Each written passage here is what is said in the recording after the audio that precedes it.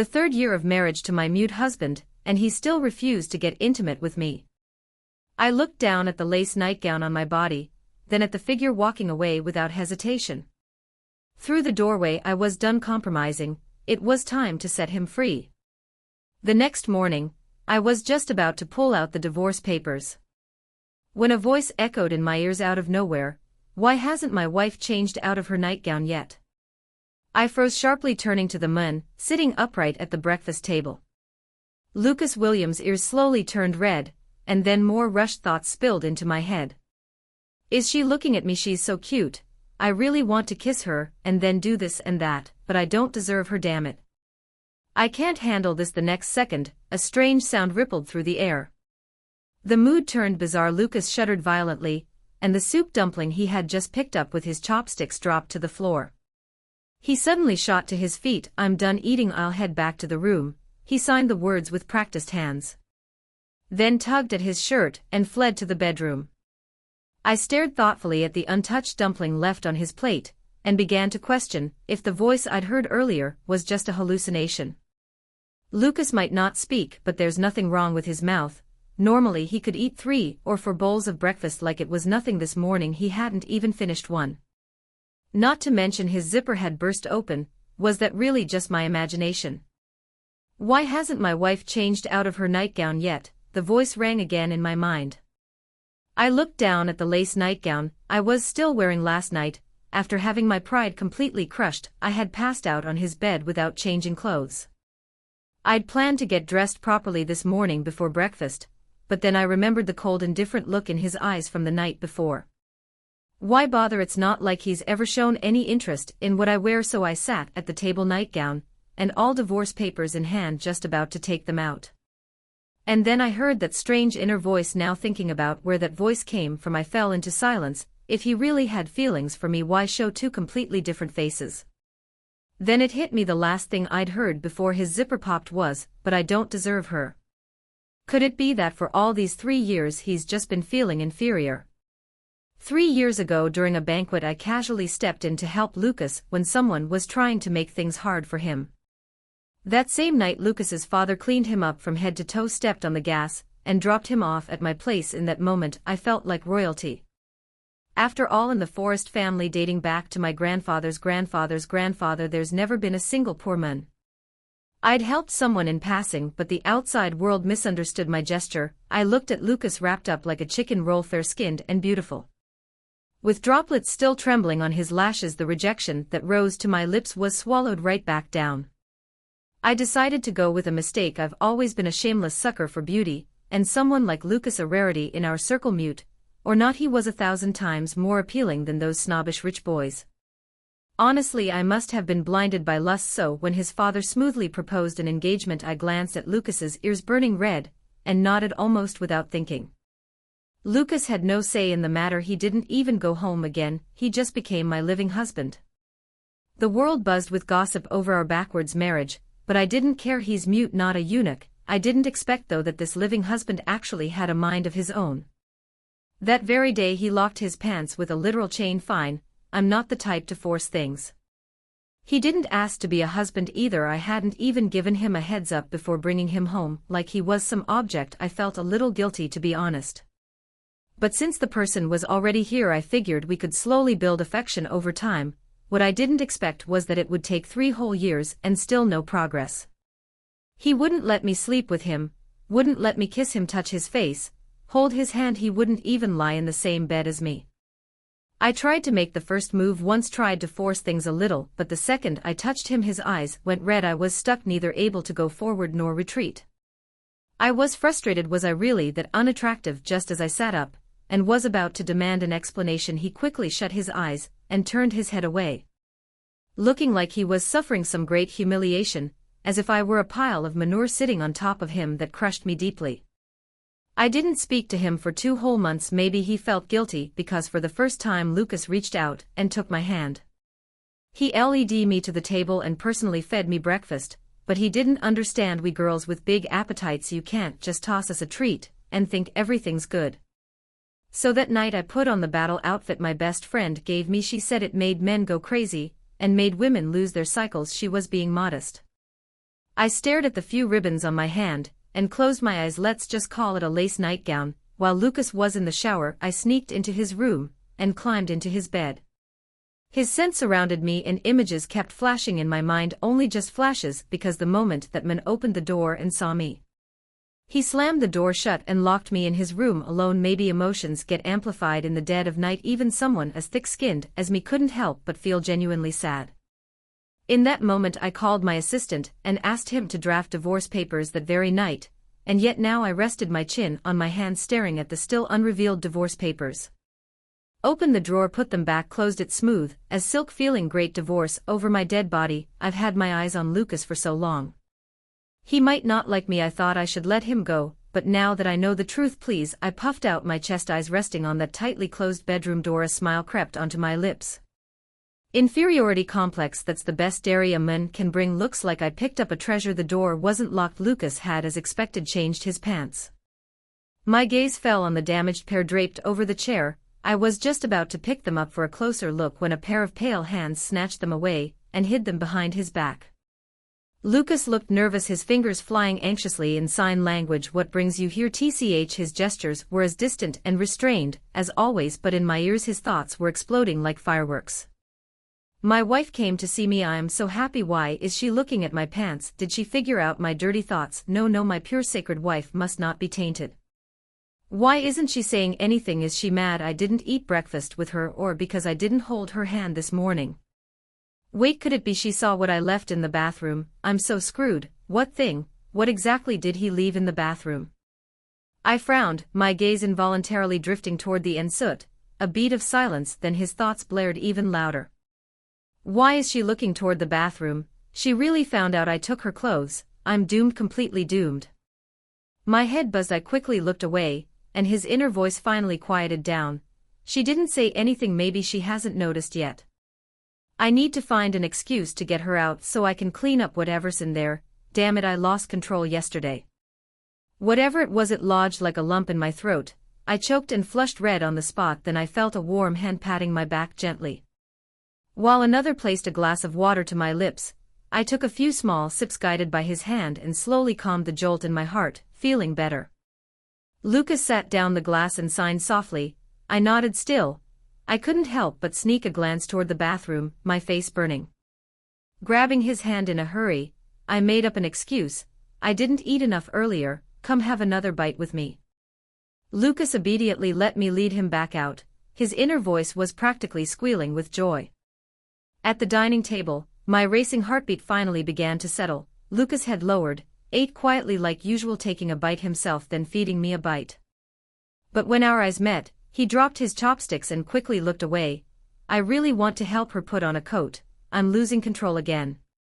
No, I'm not some depraved husband. Feeling a sudden chill on my skin, I stood up and shoved half a shrimp cake into his mouth. I am a little cold, I'll go get changed. The moment I turned away, his thoughts followed with glee. Yes, if she gets dressed, I won't ruin another pair of pants. Few pants saved. See, I'm not a wasteful husband. While he was adjusting really well to this husband role, I was speechless. He was the one adapting to the dream son-in-law status. He was the one who claimed to like me, yet he was also the one who refused to get close. Lucky for him I'm generous. I won't argue with this split personality drama king. That night I snuck into Lucas's room again, with his thoughts now broadcast loud and clear. How could I possibly let the meat already at my lips fly away? The soft sound of water from the bathroom gradually faded. The quilt couldn't muffle the sound of my thumping heartbeat. Don't be fooled by my big talk. I'd never actually done anything like this before. No time to overthink. Click, the bathroom door opened, steam spilled out into the room, and Lucas stepped out wrapped in a towel. As the dream son-in-law, he didn't need to work when I was at the company. He rarely left the house, which meant he'd been maintaining that fair delicate skin of his like porcelain. My ears started to burn at the sight. It wasn't until he got closer that he noticed the lump under the covers. Only my eyes were visible as I stared intently at his bare torso. Lucas froze. Why is my wife in my bed? Run. The next moment he clutched his towel and bolted, only to discover the door wouldn't open. Of course it wouldn't. I'd locked it. Lucas, we're legally married. Why can't we sleep together? He turned back around, grabbed a shirt from the sofa, and buttoned it all the way to the collar. I rolled my eyes, old-fashioned much. Lucas awkwardly put down his hands and lowered his head, standing off to the side. His heart, however, betrayed his silence. I don't deserve her. Just seeing her every day is already a blessing. I can't ask for more. She probably only likes my face. If we did anything and she later meets someone she truly loves, she'd hate me for it. His damp hair fell across his forehead, hiding the expression in his eyes. I could feel my temples pulsing. Holding back an urge I couldn't name, I swung my legs off the bed and yanked him by the shirt collar. Unprepared, he fell backward onto the mattress. There's no need to negotiate with an insecure mute. I grabbed his chin, leaned down and kissed him. Lucas hadn't even processed what was happening. His lips parted slightly, giving me the perfect opportunity. My hand just brushed his waist when he flung me off with surprising force. Face flaming red, Lucas clutched at his waistband, like he'd just been violated by a local village idiot, under the dim light. He curled into the corner of the bed, eyes full of panic and resistance. He was clearly freaked out, so much so he didn't even bother signing. I sighed in frustration. He'd already held my hand before, hadn't he? Wasn't the next step kisses, sharing a bed, just a matter of time?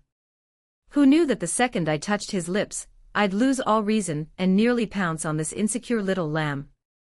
Why isn't she saying anything? Is she mad because I didn't let her kiss me? Her lips are so soft and sweet. I want to kiss her again, but I don't deserve her. Ugh, there it was again, his inferiority script. My eyelids twitched violently, resisting the urge to call him out. I slowly crept closer and gently touched his hand to soothe him. I couldn't rush this. I needed to figure out the source of Lucas's inferiority complex. My gaze involuntarily drifted to his lips, still slightly swollen from my kiss.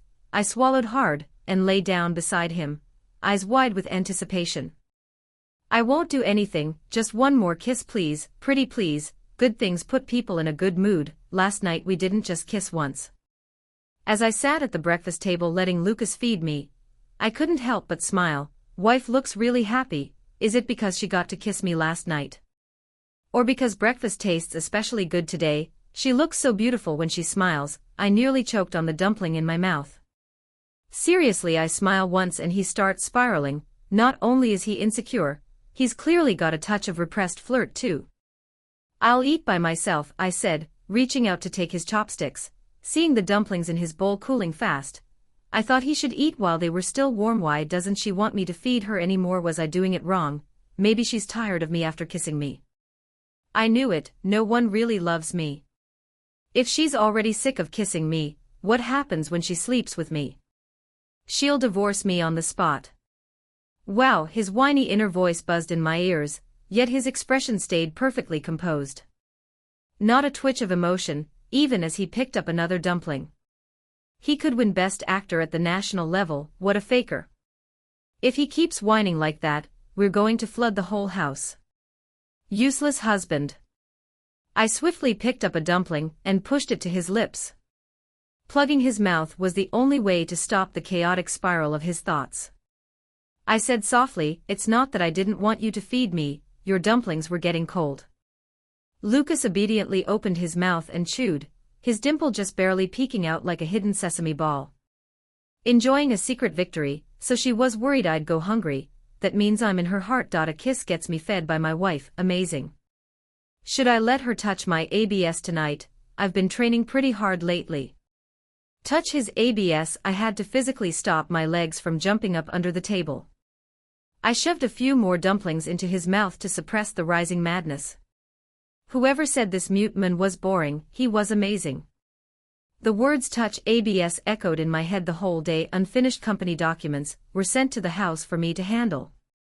Normally after breakfast I would have headed straight to the office without exchanging more than a word with Lucas, but now I realized something else. This quiet weirdo had only eaten 4 or 5 bowls this morning just to spend more time with me. A smile tugged at my lips as I glared at the pen in my hand. Come on, hand sign the papers already. I need to touch those ABS. Lucas didn't come into the room. Instead he sat on the sofa nearby pretending to read a book. Wife's working from home today. Having her nearby makes me so happy. I wish I could sit even closer. Should I ask if she wants some fruit, but she's working so seriously, would I be bothering her?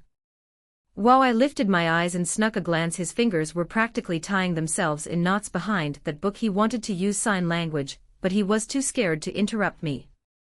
Coward, I sighed, then stretched, deliberately letting a trace of tiredness cross my face. Honey, could you wash some fruit for me? I'm craving grapes. His eyes lit up like someone had flipped a switch, but his movements remained unhurried. He calmly closed the book and nodded at me. Well, we're totally in sync. I can stay near my wife a little longer.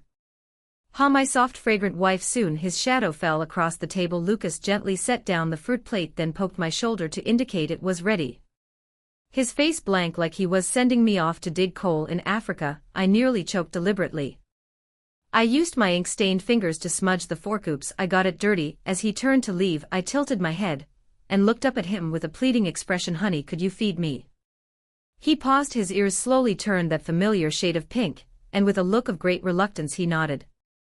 My wife asked me to feed her fruit. I get to stay close to her a little longer. She smells so good, I want to bury my face in her. I puckered my lips at the fruit plate. I want grapes. These grapes had been flown in fresh that very morning, plump and crystal clear. As Lucas's fingers blushed red from nervousness, I detected something else in the air, something sweet and electric. He carefully pinched the stem of one grape and moved it to my lips with extreme caution. I opened my mouth to take it, but right before he let go, I flicked my tongue and gave it a quick lick. Chewing with a straight face, I acted like nothing happened. Lucas froze on the spot like a startled quail. I fought the urge to laugh, opened my mouth again, and said, more grapes.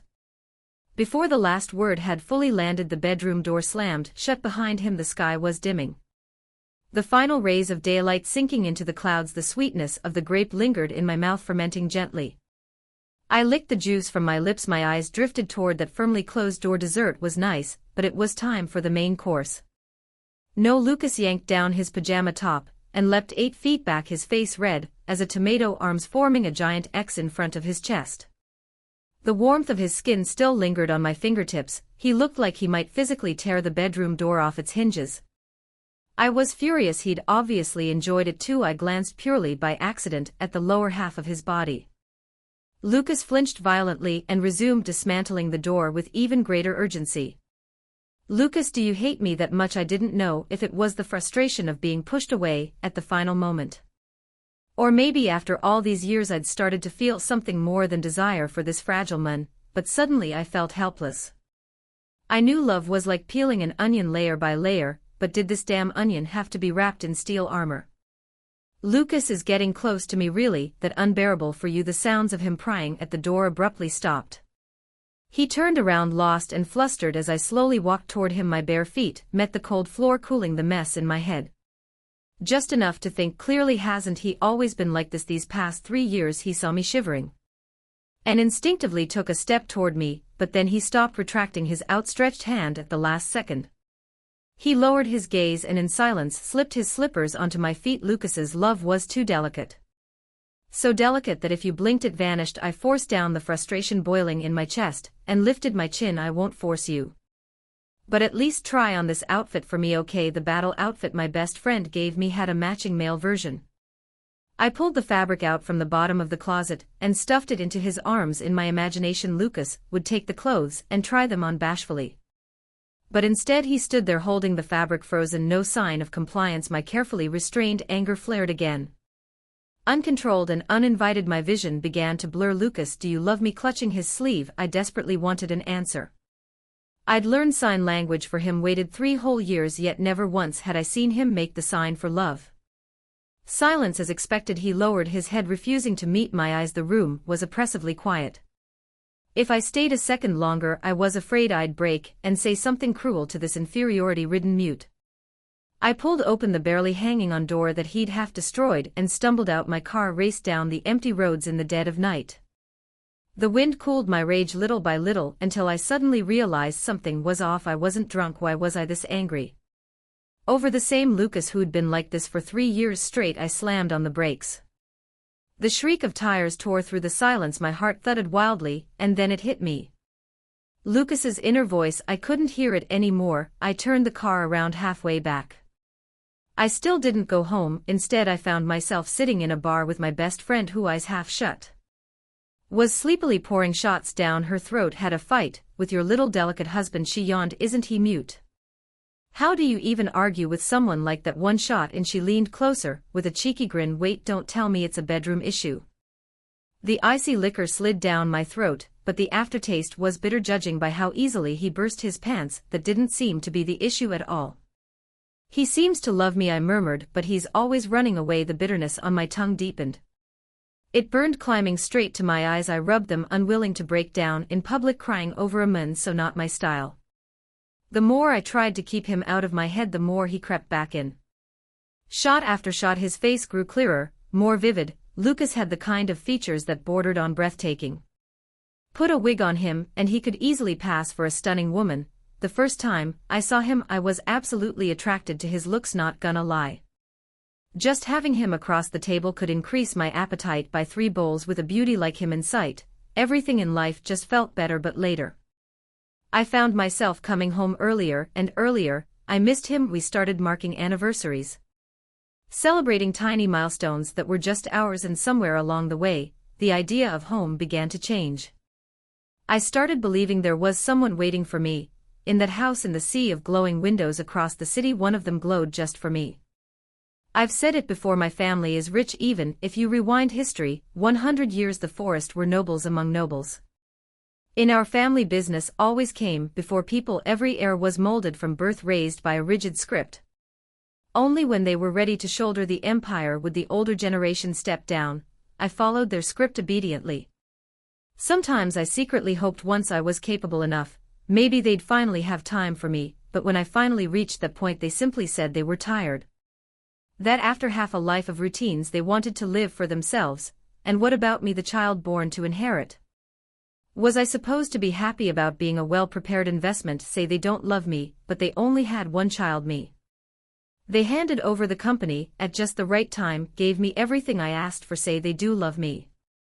But those holidays I spent alone in a cold, empty mansion, how is that love, after dragging Lucas home with such force? I never expected him to greet me with sunshine and smiles. His whole life had been dictated by others, born mute, raised half dead, and now handed over to a woman who once saved him to become her husband. No matter how much I resented my own family, I had to admit Lucas was pitiful, truly pitiful, and yet he was so heartbreakingly gentle. The first day I brought him home, I got caught up in work and came back well after dinner time. God knows how long he'd been sitting at the table, staring at the door. The moment I walked in, he shot to his feet and ran to the kitchen with a plate in hand. A few minutes later, he came back carrying freshly reheated dishes. There were 2 bowls on the table. He'd been waiting for me to eat together. His world wasn't big, in fact it was tiny, so tiny that aside from me he spoke to no one, not even the housekeeper. Because he couldn't speak, so all he could do was wait for me to come home, eat with me, walk with me through the garden after dinner. That first Lunar New Year, and what should have been a cold and empty house, he set off fireworks just for me. Something I had begged my parents for again and again as a child and never received. Lucas didn't talk to others.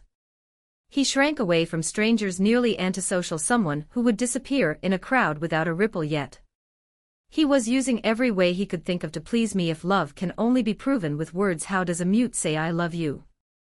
Just because I heard his inner voice, I stormed into Lucas's secret garden like a wild beast, demanding he confess.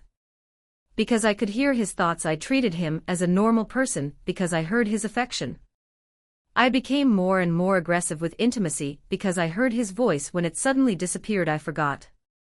Lucas had always been someone who couldn't speak. Once love takes a shortcut, we stop exploring the deeper truths of our partner. I'm going home. I slammed down the glass. Suddenly I missed Lucas, missed that quiet, easily flustered man who couldn't speak, but turned red with one look. I turned on my heel and headed for the exit, only to be intercepted by a man and the stench of cigarette smoke. I instinctively stepped back from the foul stench, and the man closing in. Miss Forrest, don't remember me? He stubbed out his cigarette, eyes flashing with smug surprise. What, your family so poor you can't afford mirrors? You think someone like you is worth remembering? Looking at the man's face, bulky, greasy, like a river horse, I felt another wave of disgust rise in my chest. Not worth the breath. I turned to leave, but before I could step out the door, his face popped vividly into my mind. William's family, the eldest son, the bastard who used to bully Lucas. Hell no, I should have slapped him on sight. Out drinking this late, guess Lucas isn't satisfying you. His eyes narrowed, smile sleazy. Well, considering the things he went through, it makes sense. My hand stopped halfway. What do you mean? Just what it sounds like. He shrugged, his face twisting with an amused sneer like he was baiting me. Want to know his secret? Back home the house was silent. I had just closed the front door when I spotted movement at the corner of the balcony. Someone's foot vanished behind the pillar. I cast a glance toward the staircase reflection and said coolly, Lucas, done watching? Yet from behind the stairs a tall figure slowly emerged. Lucas shuffled toward me wearing a fresh set of pajamas. His big round eyes looked up at me innocently. Neither of us spoke. He couldn't hold it in his hands, moved in a blur. Why was he with you? Tch, why does the air suddenly smell sour? I sniffed, pretending not to see the hurt in his eyes. Ran into him halfway here. He said he wanted to replace you. Thought I should marry him instead. Lucas's hands moved again. What did you say? Do you like him? He's a player, you know, keeps tons of women on the side. I know I'm no help with your career. But he's not a good guy either. He was getting flustered. I had to fight the smile creeping onto my lips, watching his anxious spark spraying hand signs. I kept my tone indifferent. And did you say yes? Seeing me stay quiet, Lucas couldn't take it anymore. He tugged on my sleeve. So he did care, I pouted. We'll see. His expression dimmed instantly. His frantic hand stalled midair. God, what a dummy. I couldn't hold it in any more. I grabbed his collar and kissed him hard. You idiot, you think I'd say yes to that? Gritting my teeth, I glared at this clueless fool who'd finally dared to reach out only to shrink back again. He looks like a damn hippo. I'd have to pour bleach in my mouth just to kiss him. Lucas stood frozen, dazed by my sudden outburst. His silly, stunned expression made me laugh. I stood on tiptoe and snuck in 2 more kisses. If you're willing to tell me, I'll listen. If not, that's okay too. I pinched his cheek seriously. Lucas, his shell was just too thick, so thick I couldn't break through it with any open, straightforward way of expressing love. I wrapped my arms around his neck and stared straight into his clear, flawless eyes. If it's me, just blink for yes, okay. Lucas reflexively turned his gaze away, but halfway there he turned back. 1 blink, 2, 3. His lashes trembled like butterflies falling into a mountain stream. Searching frantically for a place to land, I gently cupped my hand over his eyes. Let my heart's garden bloom, let the butterfly in my palm find peace. Finally in the field I built just for him. Then I rose on tiptoe, touched my forehead to his, and whispered where only he could hear. I already knew, I'd known for a while. The strap peeking from under his pajamas was from the male version of the nightwear set I'd given him. I didn't say anything earlier, afraid of ruining the mood. Big softed that I am, I kept it to myself. No matter what I did or said today, he'd probably find a way to please me in return. He couldn't bear to see me upset, and he definitely couldn't bear to lose me. While I was throwing a tantrum over not hearing his inner voice, I wondered what he'd been thinking silently at home. Was he hurting too? My eyes widened as I curled up in Lucas's arms, stealing a downward peek inside his collar. Last night I'd clung to him like a whining baby, but I'd never once dared look. Even though I knew what he was wearing, I hadn't had the courage to cross the line. It was agonizing, like ants crawling all over my heart. All night I'd woken up without even needing the alarm. Luckily Lucas was still asleep. Only then did I dare let my wicked little gaze wander greedily over his body weight. Why was there a bow tied near his navel? Ugh, should have checked the design properly when my bestie sent it. I nudged open the collar a little more, swallowed hard, and buried deeper into his chest for a better look, squinting. What the heck was tied to that? Couldn't see clearly, so annoying. I wanted to tear the nightgown right off him. Lust took over. I grabbed the fabric only to meet a pair of sleepy, confused eyes. He woke up. We literally agreed last night that I wouldn't force anything. With a jump and a roll I launched out of bed like a startled cat. The sky wasn't even light yet. But I blurted, I'm going to the office, big meeting today. Clutching my pounding heart, I bolted from the room. After we cleared the air, holding hands and kissing lips became daily routine. Lucas had visibly changed too, from a quiet, awkward gourd to someone who now got a little jealous here and there. He even started sneaking kisses while I was asleep, holding me close like some sneaky thief. Don't ask me how I knew. I set up cameras. Look, if I'm keeping my promise not to eat meat, then secretly watching my husband shower is totally fair game. One day while working in my home office, I was absent-mindedly watching the camera feed while sorting through files.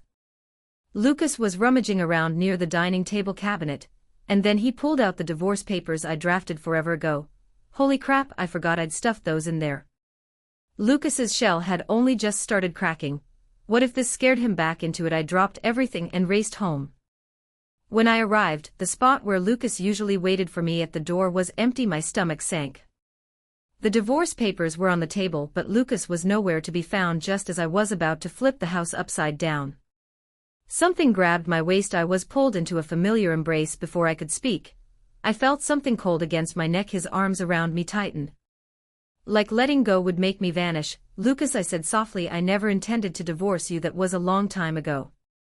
Back when I thought you didn't like me, I thought I was trapping you. That's why I asked my assistant to draft those papers.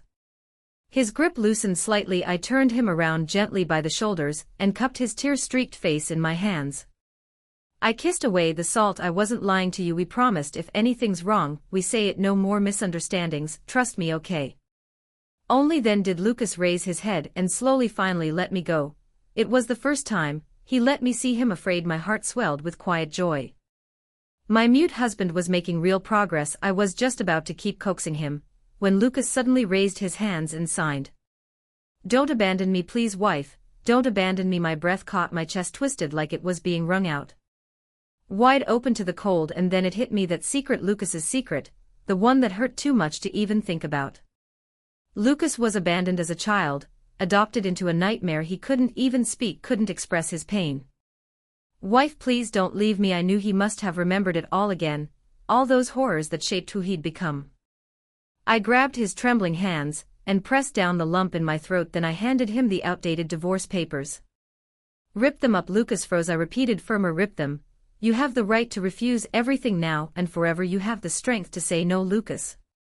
Don't be afraid. Don't be afraid of losing things. Don't cry over spilled milk. And don't let those twisted memories chain up the rest of your life. Shreds of paper fluttered to the ground. His face was pale. I didn't know how long he'd been crying in secret, but he looked run out. Like he'd been drained dry. I was about to go pour him a glass of water when he caught my wrist and slipped something into my palm. A ribbon connected to the waistband of someone's slender waist. Lucas's tears hadn't even dried yet, and his cheeks were already flushing pink. The fabric was familiar, too familiar. I could recognize that piece with my eyes closed. You're wearing my lace nightgown, I gasped. Was he serious? Lucas raised a hand. I was scared you'd leave. Wanted to seduce you. That he really knew how to go for the kill. You could have just worn the male version I gave you. Who seduces their wife like this? That one you already peeked at while I was asleep. He signed no surprise value. Wait, what? He caught me peeking before and didn't say anything. That I have no defense. 1 year later, I was working from home dealing with company matters. Lucas bounced over with a fruit platter, flopping down beside me like he owned the place. Without a second thought, he started feeding me grapes. After finishing the fruit one bite at a time, I felt his fluffy hair brush against my cheek. It tickled.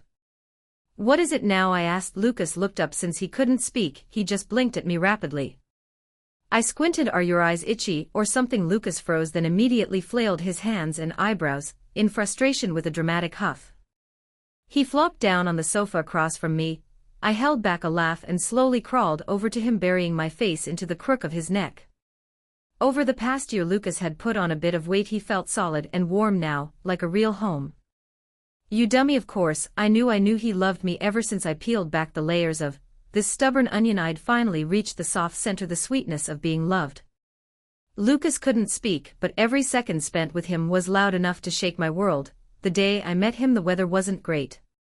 He was crouching on the ground, nervous and unsure, when he reached out and took the handkerchief I offered him, and just like that I became his sunny day. Lucas's side story. I'm mute. Abandoned by my parents at a young age, I was later adopted by the Williams family under the guise of charity. The kids at the orphanage all looked at me with sparkling eyes. The director told them the Williams family was loaded, that they'd buy me endless candy. They were so envious. I smiled along with them, not because of the candy, because I had a home now. I wasn't unwanted anymore. Uncle Williams treated me well. He gave me a beautiful room, one that was very close to his. Closer than even his own son's room. Then one night I woke up thirsty, and found him sitting at the edge of my bed. The way his damp, sticky gaze crept across my body, I finally understood why he had put me so near. He had perversions, sick, disgusting habits that still make my skin crawl just thinking about them.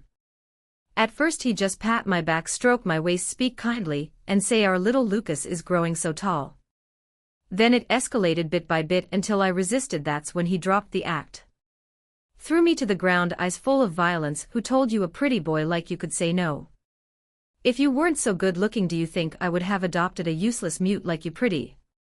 One of my few advantages, but it became the shackle that bound me. Every time I resisted, he beat me harder.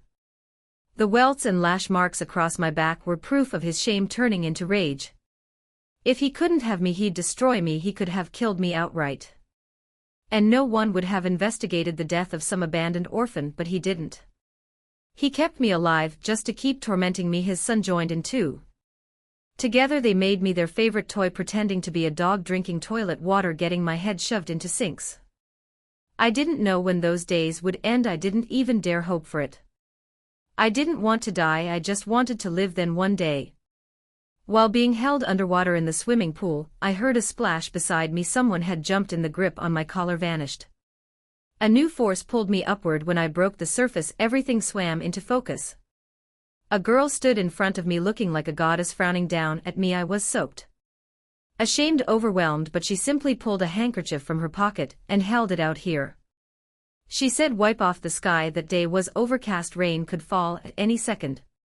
And yet, like something out of a dream, I reached out and took it. Her frown eased and she turned to leave. Someone beside her urged her to hurry. It was about to rain, but she just waved a hand. If it rains, I'll run. The world around her was a blur of hurried footsteps, only she walked slowly, steadily. Completely unbothered. She was so different. In my heart, she's always been different.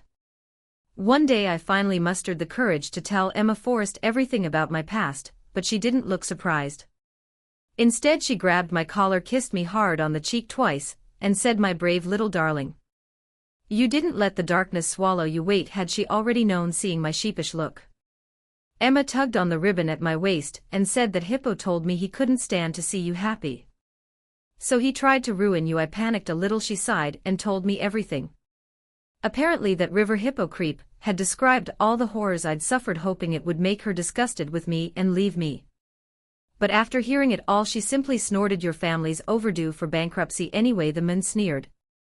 You can stomach being with someone that disgusting? She didn't even blink. I'll make sure your family is bankrupt by tomorrow. He opened his mouth to argue again. Emma tilted her head, smiled, dangerous if you keep talking. I can't guarantee you'll be sleeping in your own bed tomorrow. Handcuffs might be a better fit, considering how much illegal crap your family's pulled. As she left, she spun around and walked back toward the man. He perked up, thinking she changed her mind the moment his head stuck out the car window. Smack, smack.